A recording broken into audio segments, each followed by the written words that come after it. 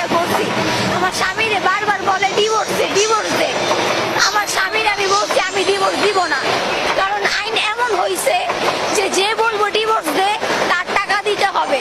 আমি তো আমার স্বামীরে ভালোবাসা বিয়ে করছি, আমি কেন ডিভোর্স দিব?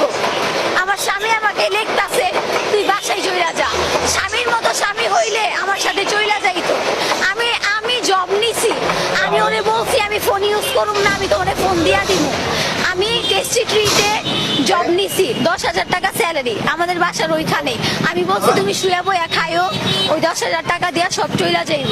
তারপরও সে যাবে না, তারা মামলা করছে। কত বড় মিথ্যা কথা বলছে, আমি নাকি 80,000 টাকা দিছি। আপনি আমার হাজবেন্ডকে জিজ্ঞেস করেন, যখন সব আমার গুছাইছে, আমার মেকআপ পর্যন্ত এই বাসায় রাইখা দিছে।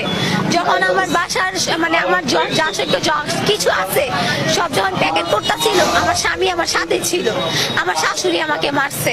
তো আমি যেটা সত্যি কথা, আমার শাশুড়ির এইভাবে ওনার গলাটা এমনি দেওয়া ছিল, তো আমাকে মারতা ছিল বিদায় আমি ওনাটা এইভাবে ধইরা এমনি টান দিছি যে আমাকে ছাড়েন।